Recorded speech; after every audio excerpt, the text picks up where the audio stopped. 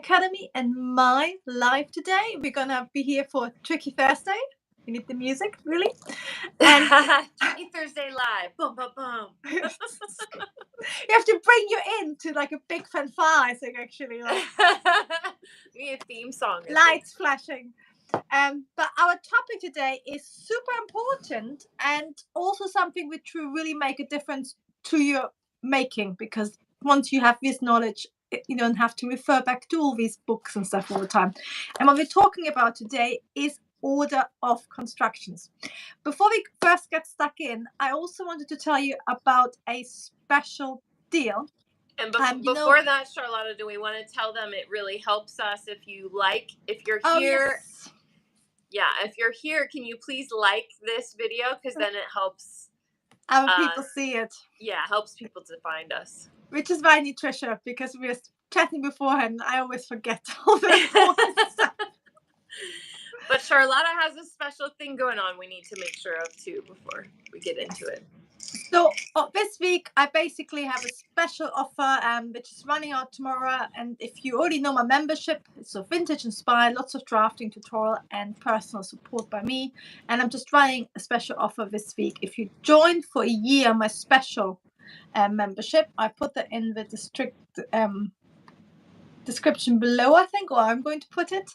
You basically get all your made to measure blocks free. So I think if you're a complete beginner, try it out for a month. But if you've already been stitching for a while, done some drafting with me or Tricia, you may be using your sewing patterns and now you want your own blocks, then do try it out. It's sort of a good like a yearly chunk where you can really get stuck in and get your perfect trouser block and stuff like that. But yes, so that's all I want to talk about. And it runs out tonight or tomorrow night. So yes, you got 24 hours. So do ask me any questions you have. Quite often I actually say try out a month first, because I want you to get the most out of the year. And the if you don't do a bodice blocks or trouser blocks, then it's pointless doing it. But if you're really ready for it, then it's a great idea to do it. And Beth is saying worth every penny. Thank you very much, Beth. Great offer. Yeah. Yes. I'm member too. It is a lovely and just such beautiful vintage fun designs to draft that you do. Yeah, that's the best part of being a pattern cutter teacher, isn't it? Looking at nice clothes and drafting it. And Claire joined me this week as well, so that's wonderful. Yes, and Tricia, of course, also, I know you got a top secret offer coming on. It's not top secret. I was telling everyone that I was going to. I chose because I love hanging out with Charlotta and all of you here. That I was going to have a special announcement today. So some of you know, if you've been following me over on Instagram, I am making a dress right now for South Florida Frocktails down in Miami. And I decided to make a dress, and I've been having so much fun with it. It's actually a version of this, and it's a pattern that we make in Pattern Making Academy, where I'm the lead instructor. You can learn more about that at learnpatternmaking.com. But I decided that I was going to do a free masterclass on how to make that dress, and share the details of how to make it and how to kind of style it differently for different themes. So it's going to be called Draft the Look, from my Frocktails fit to your wardrobe. Ooh. So I don't have all the stuff ready because I just kind of came up with this idea. But if you follow me over on Instagram, or if you're on my email list, you'll hear more about it. But I'm really excited. It's going to be a lot of fun. I'm loving how it's coming together. Yes, you've been sharing a bit more behind the scene yesterday, and it was Yes. I just cut it out yesterday, so I'll be sewing it up. But yeah, it's just a fun design, and it's a great way you can share it in a bunch of different ways. Plus, I did want to mention, order of construction is super important. And the reason that we chose this topic is because Charlotta and I both love pattern making, where I call myself your pattern nerd friend. But when you start making your own patterns, this is the one thing that I think intimidates the most people, is that they don't have the instructions. When you make your own pattern, it doesn't obviously come with instructions. So we wanted to talk about this. And speaking of Pattern Making Academy, Pattern Making Academy, for every design, so even that dress design, every design that we do in Pattern Making Academy, there is always a class about the order of construction. So you're never left wondering, how do you sew up this garment that you just drafted? But, we wanted to talk a little bit about the different ways. I mean, the cool thing, I've been sharing about it on my Instagram, is the cool thing about making your own clothes and making things for yourself is you have so much freedom in what you can do. You can pick different fabrics, you can pick different pattern styles, you can make them fit the way you want, you can make alterations, in your patterns using your pattern cutting techniques and things like that. And you can also decide how you're going to sew it up. I mean, even those of us who do read the instructions, I mean, we can pick and choose whether we want to do it that way or do it a completely different way. And it's kind of fun to think about it that way. You can learn from different people how to put things together in a different way. And it doesn't mean that there's anything wrong with it. So it's kind of a hard question. Go, how do you sew this up? Well, we can sew it up in a million different ways. But we wanted to share our tips about kind of how we approach the order of construction, what you're thinking about. And it is really important because it is something that you should be thinking about as you're making your pattern, because it will make a difference on how you're putting it together.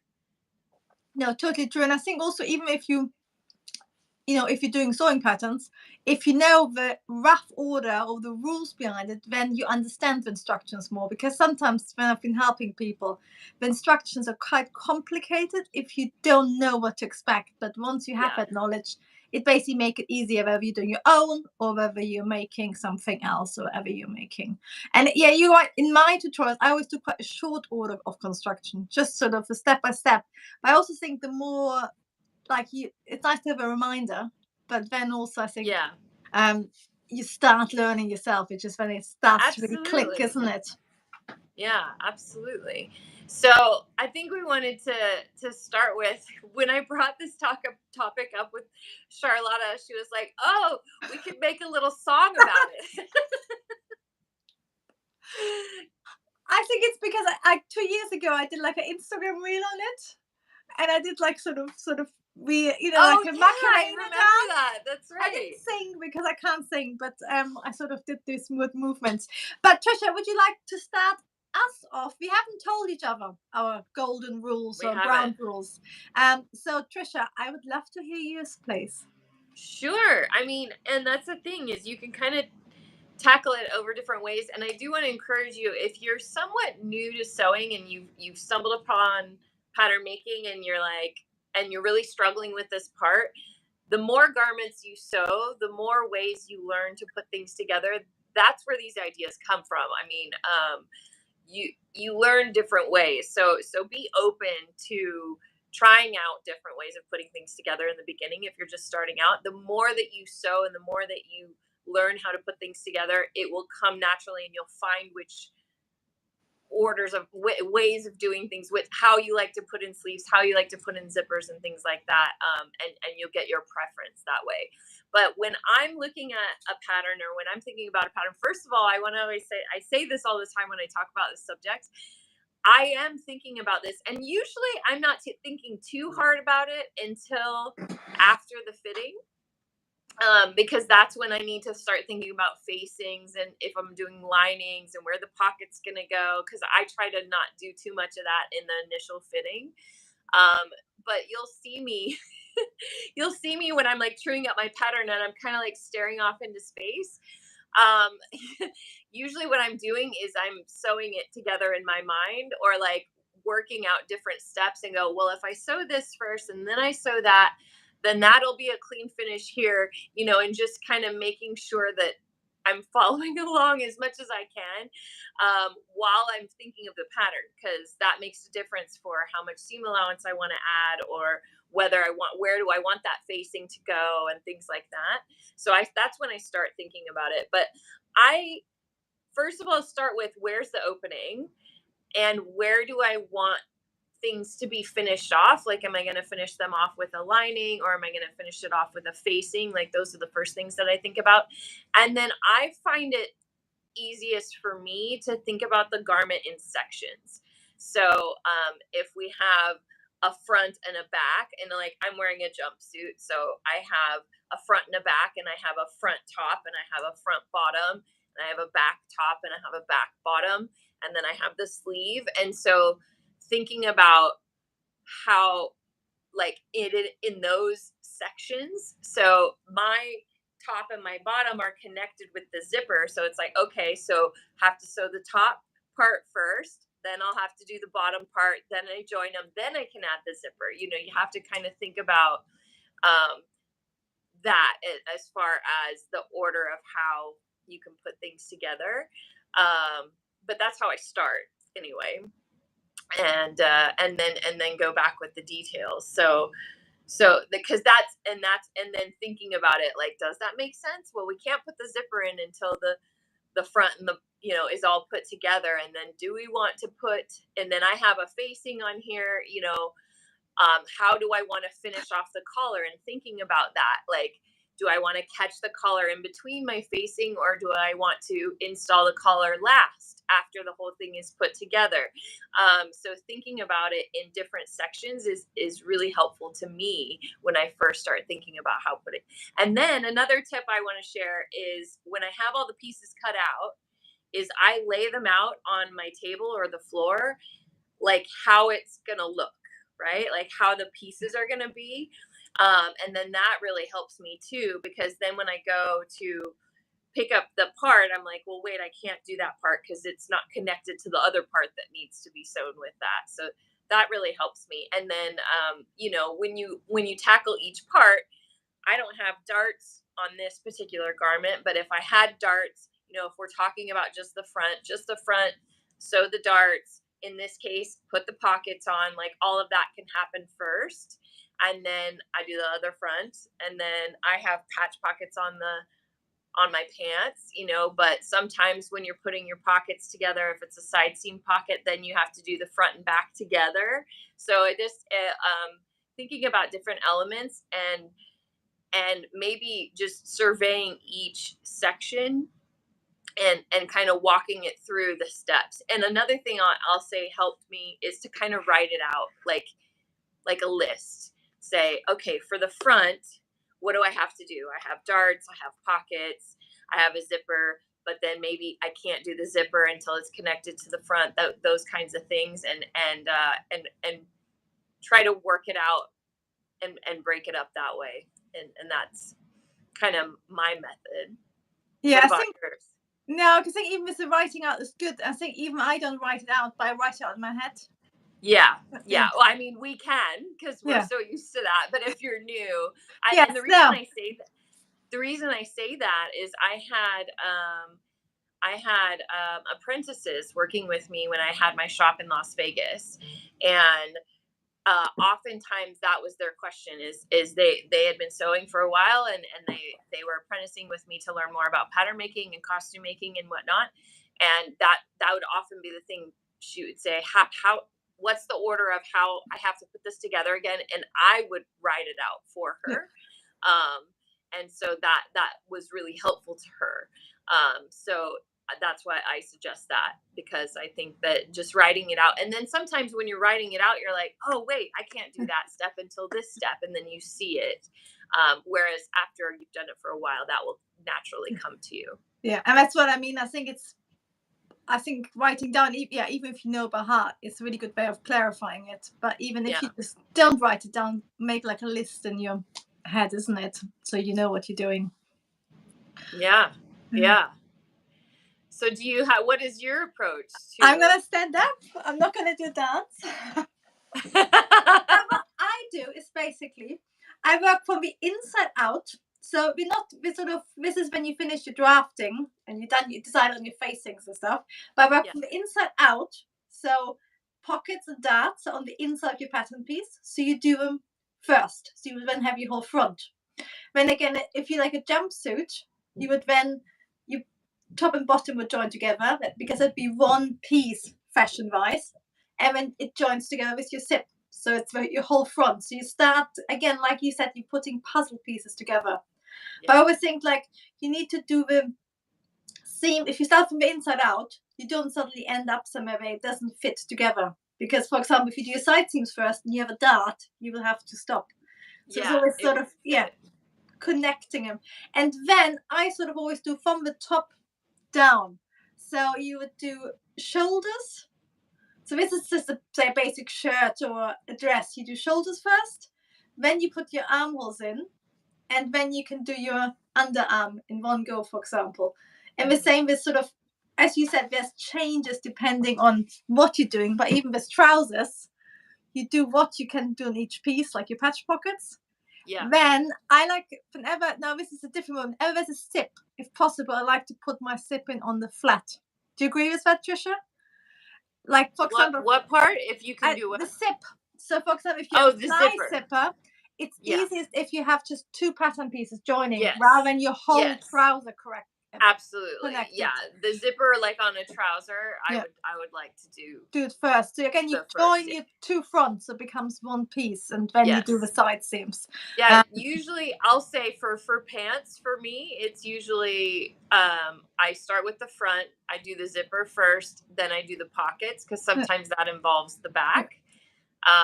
And then if it doesn't involve the back, if it's just patch pockets, then I'll do the center back seam or yoke and center back seam. And then depending on, where, if you're doing top stitching, like if you're doing jeans or something, you might have to do the inseam first, or but that's another thing. There's a difference in how you put pants together, or drop trousers versus jeans. Do you build each leg separately and then do the crotch seam inside each other, isn't it? Yeah. Or do you because that makes your crotch seam the last thing that goes together, whereas if you build the front and the back, then you have the side seam, and then you have your crotch seam does more like a U. For me, I think it depends on the style and who I'm making it for. Yes, because, and also it sort of would depend if I had a side seam zipper, so it was like a really like simple pair of trousers, I would put the side seams together first, because then you have the with the zipper. Yes, and then if you have a fly zip at the front, I would do it first. But I think with jeans, again, proper jeans are constructed with specialist machines, isn't it? So it's slightly different. But I always think like something like that, which is really tricky, do that first as well. Because even if you are going to do the style of trouser where you put one leg inside the other, you can still do that. No, I guess you can. I was gonna say, no, you can. You can still do it if you do the zipper first. You just, when you do the zipper, you don't close that center front seam all the way. And then you can kind of like turn it inside and then get that crotch seam. So you can do it with still installing the zipper first. But usually when I'm starting, I kind of work backwards from the closure. So like the zipper, and jumpsuits are a little bit tricky because you have that, all these pieces connected before. And then I had a facing, and then I was like, collar, because the collar, then the shoulders have to be connected. And even I added an elastic. I should have worn my jumpsuit. I'm wearing my me-made skirt, but I should have popped in my jumpsuit too. And it's like, for example, the stuff like that, it gets quite complicated because I had an elasticated waist. Have you got one as well? Yeah, on this one, I did. Yeah, and then you sort of have to think, when do you put that in? Like, because you have to sort of put it right at the end. But how do you then finish the zipper on the inside and the waistband? It's like suddenly that's where it gets really complicated. But another trick as well is to actually look at. I think trousers are actually quite more complicated because there's more variations. Yeah. Because there's like a shirt, it's always the same dart pockets, and collar has some variations. But with trousers, well, and sleeves, you mentioned the sleeve. Like if you put the sleeve in and then do the underarm seam, or do you set it in? I always prefer to set it in. I'm not a big sew it all the way through. Do you usually do that?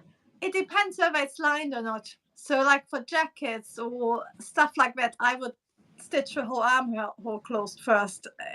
But if it's a simple top, then I do it in one go. So I think that's the thing as well. The more methods the more you then think, oh, this works better and this doesn't work. Right. And it's really helpful looking at garments, because I did a series recently on slanted pockets for trousers on the membership, and I didn't know I had much to say about them, but I did. But I started looking at jeans and trousers I have, and there again you actually have to do the complete pocket construction just on the front, and then you add your top stitching, and then you join it to the back. So it's sort of like, these are all the things you have to consider, what comes first, and how do you put it together. But I think either, like, if you're at a point with your sewing experience that you can work it out in your mind, where you can really visualize and walk yourself through the steps. And I mean, if you know that you can get to a certain point and then rework it from there, like if you're having trouble going, how is that going to go together, like start with the basics and know that, and then when you get to that part, and that's why I like to do the laying it out, how it's going to go together. Like I'll lay the front out and then I'll have the pocket pieces laid out on them so that I'm not picking up a piece and going, oh yeah, I'm going to sew this. And it's like, well, that's not sewn to the other thing it needs to go to. And that really helps. But if you're not able to visualize that, that's where, if you're writing it down, just like, okay, I'm going to do pockets and I'm going to do this. And then you'll catch yourself because you're like, well, wait a minute, I can't do that yet. Or you go to pick it up and you're like, oh, I can't sew that side seam yet. The dart's not there. I mean, really, there's no wrong way. And we all are familiar with the seam ripper. So making mistakes and having to do things over again is just part of the nature of sewing. So don't beat yourself up if you're like, oh, why didn't I know to do that first? It still happens to me, so I just wanted to say that as well. Like part of the fun is, and I think a lot of us here, because you guys are listening to our pattern nerd chat. I mean, we like pattern making because it is kind of a puzzle. It's like, how is this going to go together? And think of it more of a game than, and have fun with it. It doesn't have to be that you have to do it this way. Another thing that I wanted to point out, I don't know if it's time yet, but keep the pieces flat as long as possible. Yeah, that's a great idea, Ursula. Yeah, especially for adding tricky parts like the zipper, like what Charlotta was saying. But another thing that I do differently, just from my experience, is in costume making. And for those of you who don't know, my career has been for over 20 years making costumes for big theatrical productions. And in the costume world, everything has to be alterable because you don't know that person will wear that costume for the life of the costume. You might have to alter it, take it in, let it out, do little tweaks during its life. So we build things differently to allow for that to happen. Like a lot of times, even if we have a lining in something, you will build. And I think that's where it comes from, where I'm like, you have a front and you have a back, because we will clean finish the front and clean finish the back. And the last thing we do is sew the side seams together because we have an inch and a half seam allowance in there. And so you don't want it to be all clean finished, because if you're going to go and alter that, you'd have to like get into the lining and do all that. You want to just be able to take a seam. So I tend to build my own clothes that way just because I'm used to it. And a lot of times I still leave extra seam allowance in there, because then if I gain or lose weight, it's really easy to adjust. So that's another thing that I know I do differently, or, have learned from building costumes. So that's kind of another way to think about it. Yeah, because that's sort of quite true, because that's where you also don't have to follow the normal instructions. Of course, we'll have a completely clean finished garment because it looks pretty, and if you would be buying in a shop, you want it to have a beautiful lining or finished seams. But if you make clothes your own, you can actually make them adaptable, isn't it? I'm thinking, I always like it with, they don't do it for women's wear trousers, I think, as much. But men's wear trousers always have the really wide seam allowance in the bottom. Yeah. Which means, and they also have the waistband construction where you have the center back is left open, isn't it? So you can change it, which makes such a difference, because if you look at women's wear trousers, you can't ever And fit and them. a lot of times what we do in costuming for trousers is we do that for everyone. We'll leave extra in the center back, and even if there's a waistband that's like folded down to do a Yeah. clean finish, we will sew the waistband to the left and the right, and then you sew the crotch all the way up through the waistband and then fold it over, so the waistband is still Yeah. clean. It's still really nice and clean, but all you have to do is pop that top stitching to flip the waistband over to get in there to let it out, and then you don't have to deal with taking the waistband off to let it Side out, seams. or Yeah. having that extra bulk Yeah. on the inside. It's still, that's always the trick with costuming, and I guess that's why it comes naturally to me, because it's always like there are no instructions that are written to make things like that. So you're always thinking, how can I make this look really clean and finished, but still easy access? So how can I finish it? Like when I'm talking about building the front and the back, I mean, I do the understitching, I have the lining and all of that. And then it all goes into the side seams. Everything looks nice and finished, like a full front.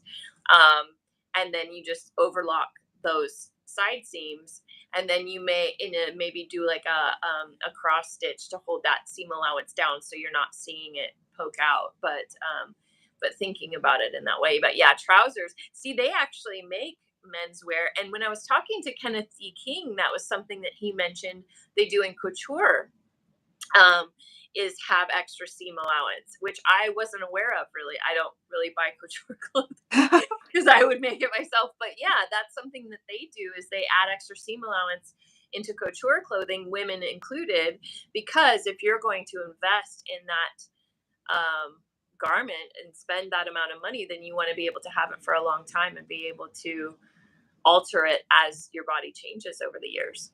Yeah, because you can always see there in a way, like very affordable clothing is always finished in purely overlocker, and it's quite often impossible to unpick if you ever try to change it. Yes. So that's also something you have, if you think about for yourself, if you want to overlock seams, don't overlock them all together. Overlock each piece before you put them together, because that way you can then quickly unpick just your main seam and change it, rather than having to without having to take out the overlock or redo that again. Yeah, that's a good one too. That's a good tip for sure. I was thinking about how you said to lay things out, and I do it as well. And I think it's especially important for things like sleeves, because you want to put the right sleeve in the right armhole. And what I always do with my trousers as well, I mean, of course, depends how different your front and crotch is.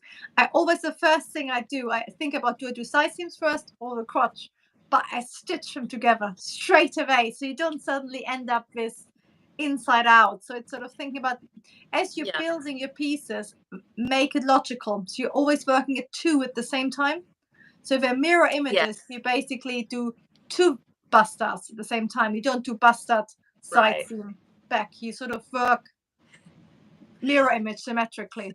Suzanne says a seam ripper is a girl's best friend, not diamonds. Amen, Suzanne. You can always have diamonds on your seam ripper if you're and you're a very special husband, isn't it? To get your seam ripper with diamonds. Totally off topic, but my man, when we first started dating, we met on a show, and so I would be at work and have all my tools, and he would come in and he would be like, "Are those Fiskar scissors? Is that a punt?" Like, he would say the names of my tools, where I'm like, "Wow, you know what that is?" Like, yes, it is. That was our flirting. How ridiculous is that? Very sweet. But yeah, that overlock, that's a good idea too. And that's also helpful for, if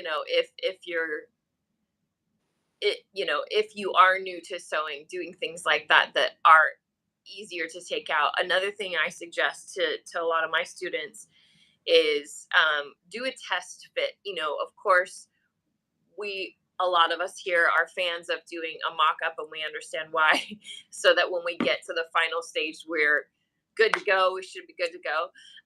But I still, first of all, I do it more out of excitement. I try my clothes on as I'm making them. I'm like, ooh, look how it's going to look, But I always suggest, especially if it is a very fitted garment, is to when you've cut it, you've made your pattern alterations, you've done the mock-up fitting, when you cut it out of your actual fabric and you're sewing it together, before you finalize your side seams or before you finalize things, baste it together really quickly and do a final fit. Do a quick check before you're completely committed, because when we do mock-ups, you should use fabric that's as close to what you're going to end up using in the final garment, which we've talked about what fabrics to use for that in another Tricky Thursday live a couple weeks ago or a couple months ago. But things change, even just changing the fabric, or your body could have changed since you've done your mock-up. It's just always a good idea to do that final check. So do a quick basting stitch, try it back on, and then and before you finalize, because that's going to be a lot easier to take out than if you've sewn the seam and then serged it together and then top stitched it and then tried it on, and you're like, oh darn, I could have taken it in a little bit or let it out a little bit in this area, and then have to undo all of that. Yeah, and I think that's particularly important with anything sort of fitted at the waist, where it has to sit exactly on the natural waist. So I always find with trousers, I always do another fitting before I put the waistband in. And I always, like, depending on what wool it is, you have to make the dart slightly bigger or slightly smaller. Right. It's much easier to do alterations. Yeah. And on that topic, I just want to keep reminding everyone always that mistakes are part of the process. So if you do your final fit and you realize you would like to make some adjustments, it does not mean that you did anything wrong. It's just part of it. Like, there's so many variables. Or if you did forget something, it's very common. I still make mistakes. Like, I have sewn the wrong sleeve into the wrong armhole, and then when it comes to fitting, it's there's so many variables and so many different things that come into effect. So if you do find that you have to make a little adjustment, you have to take in something a little bit more, let out something a little bit more, it's totally normal. Everyone does it. And to just figure out what that is that's going to make it look better, and do that and move on. And then nobody who's going to see you in the final garment is going to know that happened, and they're going to just be impressed that you made the thing, So I just want to always encourage people that it's part of it. It's part of sewing. It's part of making patterns. It's problem solving is part of the craft. Yeah, and the more you do it, the easier it's going to get, and the less you're going to be like, oh, what did I do? It's not the end of the world. You just and have your moment. We all have our moments where we're like, why isn't this fitting? And then, then you go, oh, okay, all right, well, this is where we are. Where can we go from here? And then just look for solutions, look for the options of what you can do to fix it. As we say in Britain, if you start to make mistakes, have a cup of tea. Yes. It's funny. I always say that too. I always, because when I was having my, I had workers in my costume shop, and we're making all kinds of weird things. And that's why I'm always a proponent of do it the way you want, because I am always making things out of the wrong fabric that shouldn't be used for that, sewing things that shouldn't probably be going under my sewing machine to create the thing that I am being paid to make.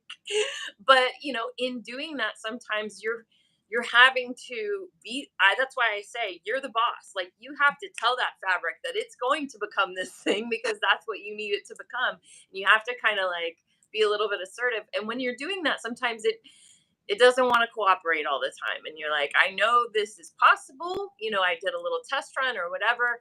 And, but sometimes it's just not working for you that day. And I would have workers kind of fighting and trying to make it happen in the moment. And when you're coming from that frustration, it only is going to get more frustrating. It's hard to see the options, the other things. So yeah, the best thing is to step away, have a cup of tea, and then when you come back to it, you're going to have You're going to be more relaxed, because it's really easy when you're frustrated, like, this isn't working. Oh, it's still not working. Oh, and it's like you just keep going farther and farther down that rabbit hole. Whereas if you step back and you take a break, when you come back to it, you're not coming from that frustration, and it's a lot easier to see what other options there are. Sometimes I would just switch with Yeah. I'm like, I thought this would be the harder one, but if you're struggling with that, why don't you try this part and I'll try that part, and then a lot of times that would help. And or I go actually, to a different section, yes, like, that's what I was gonna say. Or even like sometimes order of construction, like you can write it down and everything, but sometimes you're like, oh, I'm not quite sure how to do it.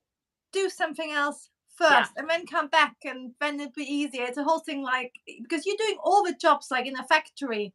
A yeah, shirt is made of 5 different machines, and there's somebody just doing collars for 20 years, and that's why the collars are perfect. But we, of course, exactly. we're doing the job of about 20 people. So it's sort of actually thinking, do something else first, like come back and try it out. That's And a as you said, really, really good point to bring up too. And because if you are looking, and what you mentioned earlier, to go back to that, is looking at ready to wear clothes. I just did it in a Tricky Thursday, I think last week, where I was talking about splits and vents, like in oh, the yes, backs of jackets and skirts. There's a million different ways how to do that.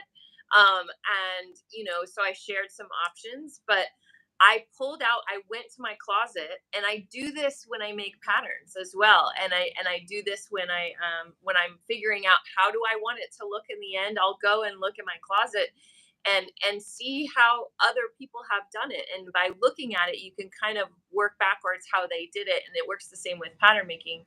Um, but those garments that are manufactured, like Charlotta said, there is somebody that all their job is to sew pockets. That's what they do. They sew pockets for thousands of garments all day long. They sew one pocket, and then you have somebody else who all they do is sew the zippers in, and you have somebody else who all they do is make the collars. So those items are going to be like perfect, because they've made 100 of those, 1,000 of those, the exact same thing. So they have like muscle memory. They're not even thinking about it. And then you're jumping from pocket to collar to zipper. So you're not going to have that same muscle memory. You like you said, you're doing the job of 20 people. So that's a really good point. yeah, and also most of us are not make basic tops and t-shirts as well, but quite often we're making quite complicated garments. Like for example, jeans. There's a one jeans factory in the UK, and they say I think it's like 10,000 hours to make a perfect pair of jeans. So it's that sort of thing where you know you might make 5 jeans in your life. So each day Yeah. each time you Yeah. start fashion. And what I was actually gonna say, I do the same. Always look at clothes I buy. And also when I want to, for example, I don't enjoy making fly zips. So whenever I have to make one, I literally have a pair of trousers I like next to me to draft, first of all, so I get exactly the type of fly zip I want. And when I'm stitching it, I'm actually always referring back and saying, oh yeah, that's the step. The zip needs to go this way. So this again, it's like not a list, but it's a visual aid for the step-by-step guide for Absolutely. because some garments you do all the time, like tops and dresses, but other garments you make only a few. So help You yourself, don't make it have to easy. have it all in your brain. No. Utilize the resources that you have. It's not cheating. You're allowed to cheat. Yes, yes, you're not the great wherever British you can queen of cheat. Project Runway. You can, Yeah. And then another thing I would say, working with costumes, because working in shows, and especially when you're in the beginning, you're not building from scratch a lot of the costumes. That's what I do now. I have a costume shop, and that's what we do is we build costumes and we send them to the shows. But when you're working on a show, a lot of times they are buying ready to wear off the rack and altering. So doing alterations. And that's where I've gotten to really. So I know alterations, especially for a lot of us here, probably are not our favorite things to do. And making adjustments on a finished garment, again, is not our favorite thing to do. But when you're doing those things, it's really insightful to you to see maybe how you don't want to do things. But it's really good. That's how I've figured out how to make the welt pockets that I like to make the order. I was taking apart another welt pocket, and I was like, this is a really interesting way of doing it. It's kind of like a bound buttonhole, how they did it. oh yes, yeah. Yeah, instead of having like a flap. And so that's just a different way of doing it. I discovered that by doing an alteration on another pair of pants. And I was like, how is this put together? And so that's a really good way. If you have clothes in your closet, if you're someone who likes to go to the op shop or the thrift store and refashion things, like if you're into refashioning, you can really see how things are put together and like open up that lining and see what's inside. That's the other thing, when you're thinking about the order of construction is, are you going to have a lining, or are you going to do a facing? Because that's going to determine whether you have to clean finish your insides or not. Because I always kind of think a lining looks so nice and chic, but I'm like, oh, I'm like cheating. I don't have to overlock any of my seams. I can just hide it all in the At the lining end, and it isn't looks it? fabulous. You don't even have to trim your threads. You just like. Yeah, you can hide it all in there. Oh, So, I have to tell you, I've been showing people the organza dress I'm making, and it's fully lined. But of course, with organza, you see everything. So oh I yeah. did it like beautiful, and there was like thread on the inside. I was like, oh no, I have to make it and trim it perfectly. Oh So no. but normally it's great because you just, the fabric frayed a bit, anything, you just hide it. And it doesn't matter. No, I totally agree with you. We're just both reading. Oh, because Suzanne just said you have to basically fit your clothes. If you don't fix them as you stitch, you end up with clothes you don't wear, which is true. True. And someone was asking what's the best way to learn how to do alterations. Yeah. Honestly, it's Doing them. Yeah. And yeah. I wish there was. It's the same with fitting. How do you get good at fitting? You just have to do it. And the more you do it, the more you're going to train your brain to what you're looking for. And with alterations, but I think alterations are just like basically going back in the order of construction, isn't it? That sort of thing is basically yes. fitting. You're working out where it doesn't fit or what needs to be changed, and then you're going to that step in your order of construction and fixing that and adding more, making it tighter. Right. So it's just kind of knowing what needs to happen. So actually doing alterations would help in both order of construction and learning to fit. So you're learning how to fit, and what changes you're going to make, and then you're kind of, like you said, working backwards from the order of construction, and then a good doing alterations in the best way. You don't know what has happened after the alteration is done, so trying to put it back as cleanly as possible, even after you've maybe taken in or let something out. And then there was another question. I only see them for a second. It says it's a good place to learn how to do alterations. I think that's something, in a way, you just learn how to fit and how to stitch, because when you will be making alteration every time something goes wrong. In a way, you start doing alterations as you fit, as you go along. And I do the same as you. If it's something I haven't stitched before, I'm a bit unsure, then I actually put it on myself after each step, so more or less. Yeah. So with the jumpsuit, because actually I've never made a jumpsuit before, I would, after each step, actually hold it on and think, oh, what comes next? And when you already sort of understand how it fit, what happened, and if you had to untake it, you could do it at the same time. And I mean, when I'm doing, so there's two things that I don't want to forget, but when I'm doing my mock-ups, a lot of times on my toile, it depending on so I do think about it, I start thinking about it when I'm making my initial pattern and when I'm doing my mock-up. And so if there is something that I think I might not haven't completely figured out how I'm going to make it, I think you and I talked about this with our jumpsuit, like how we were going to do the zipper.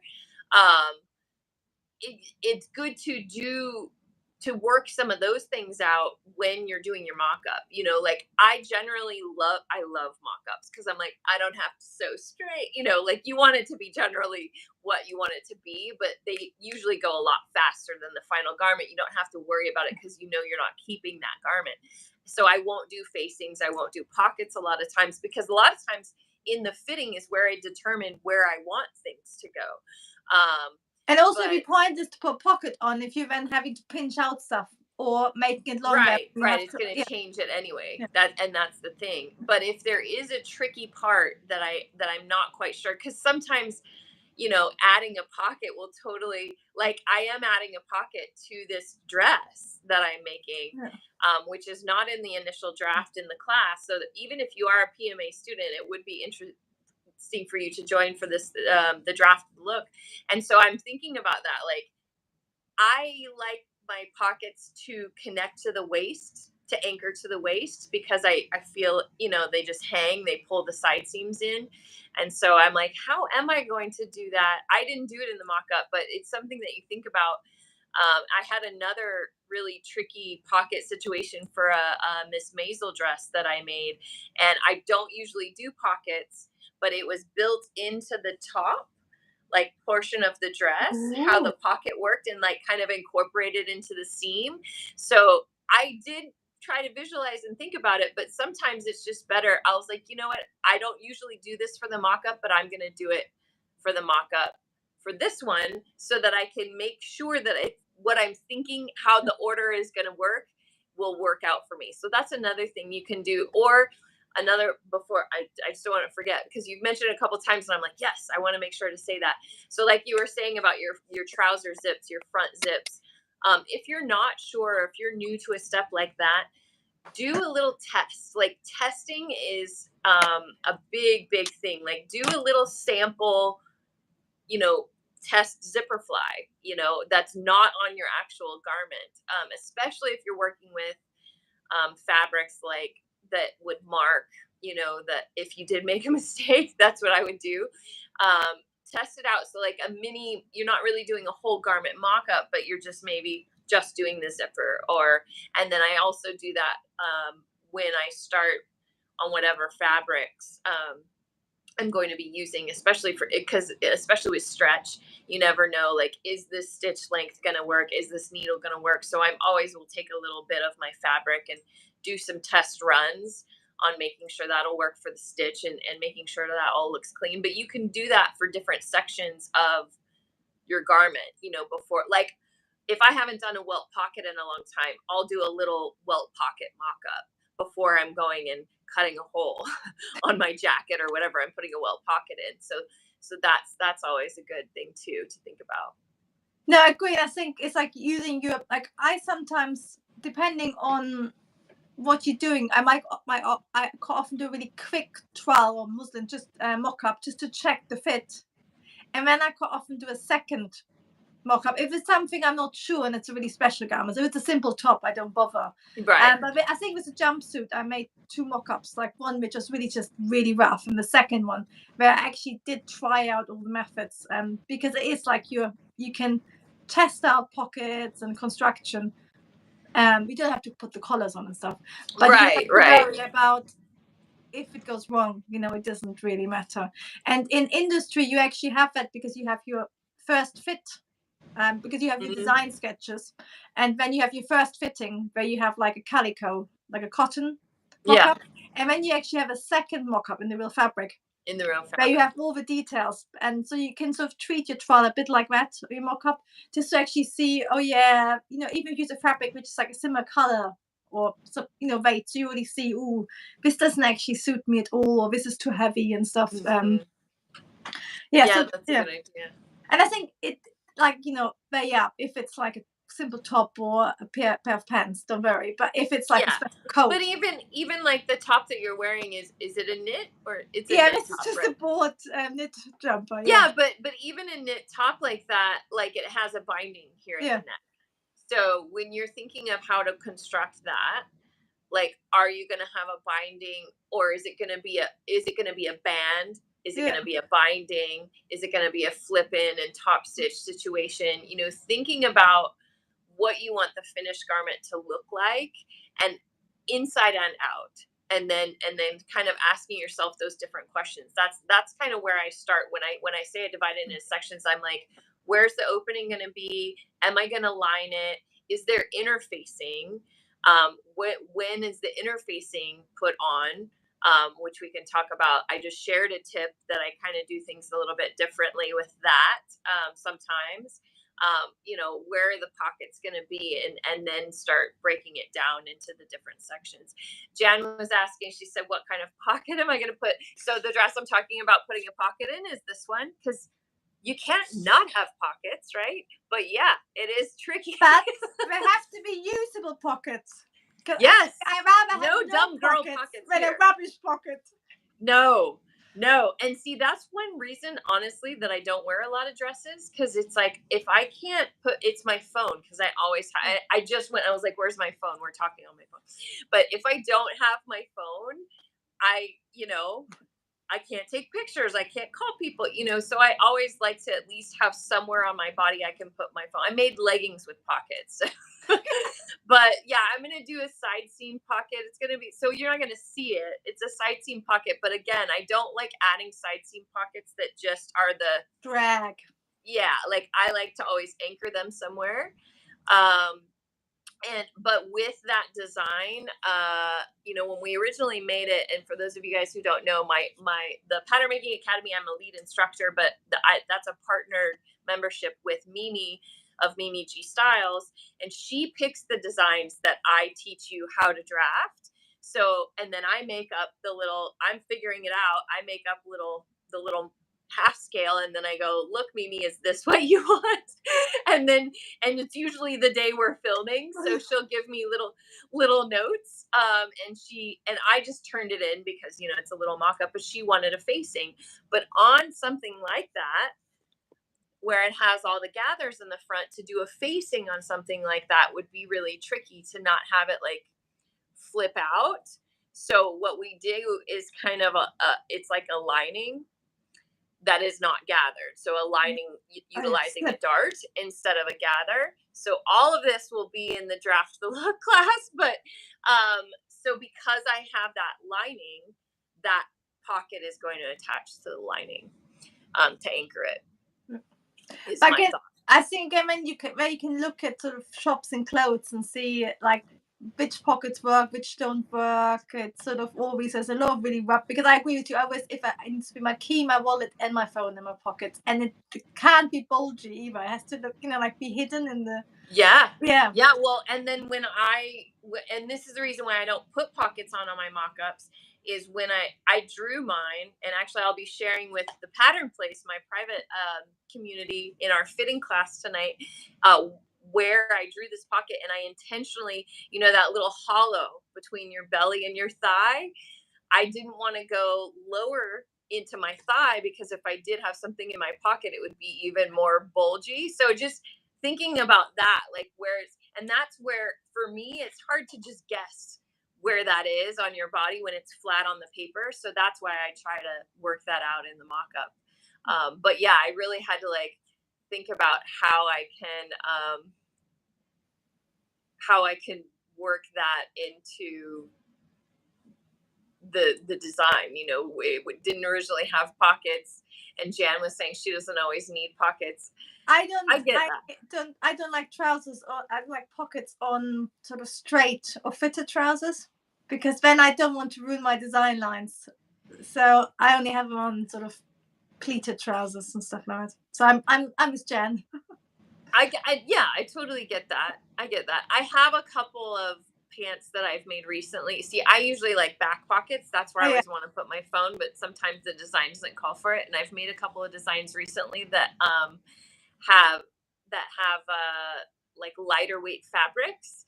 And when you put a back pocket on a lighter weight fabric, it just really does the same thing. It like pulls, the fabric can't support the weight of my phone.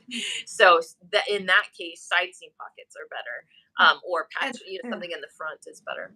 Yeah, and people are just talking about samples and keeping them. And I totally agree. Like, even with pockets, absolutely, have like your perfect draft pattern for pocket, and then you can have your sample of how you finish it, or interfacing samples. I find really helpful as well. Stuff like that, isn't it? Make yourself a little book of.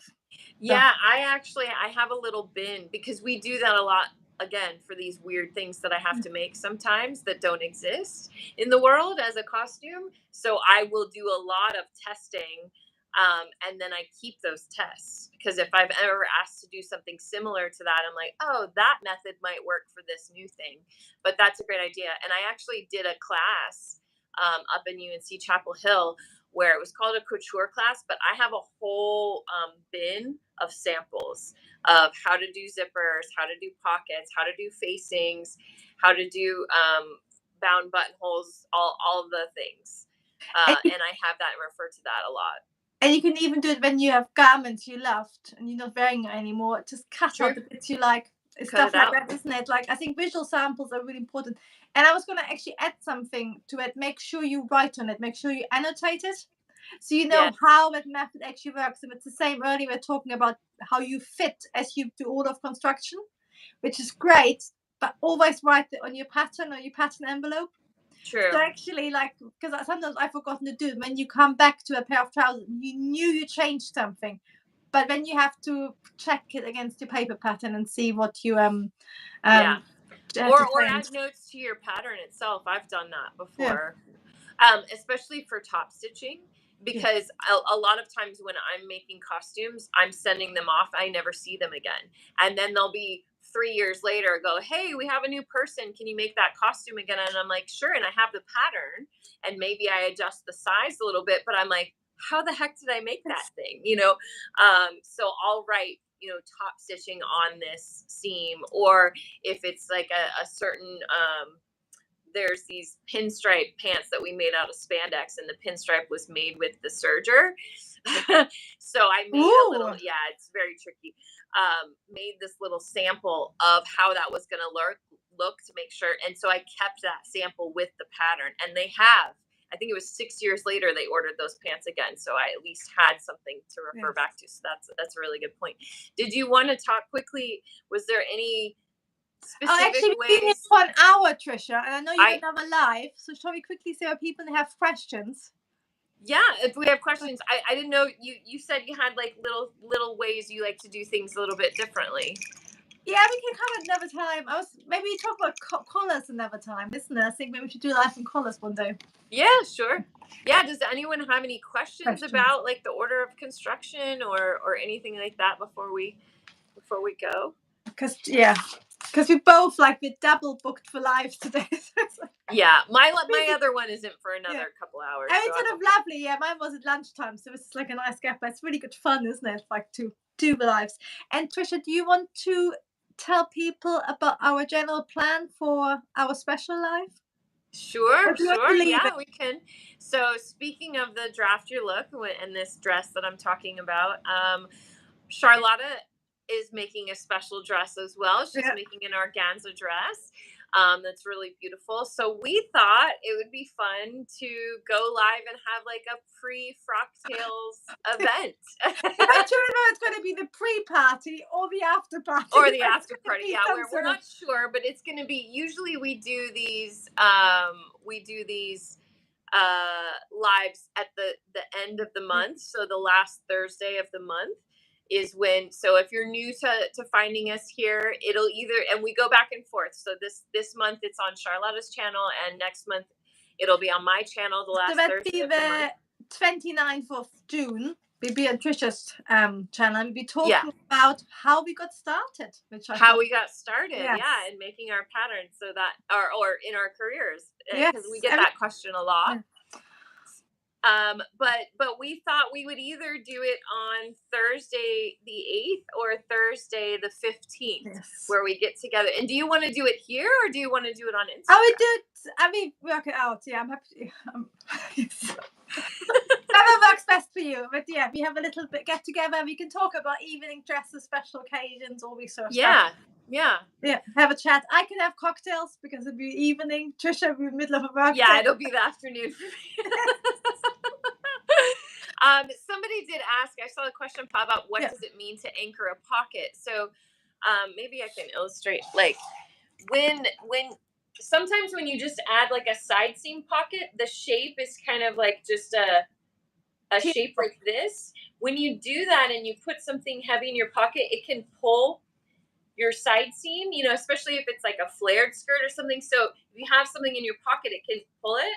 So I like to anchor my pocket. So instead of having a shape like this, I have a shape that comes up straight so that I can catch it in the waist seam. And that's what I mean by anchoring a pocket. So if you don't have a waist seam, which I don't in that dress, which is why I was like, how am I going to do this?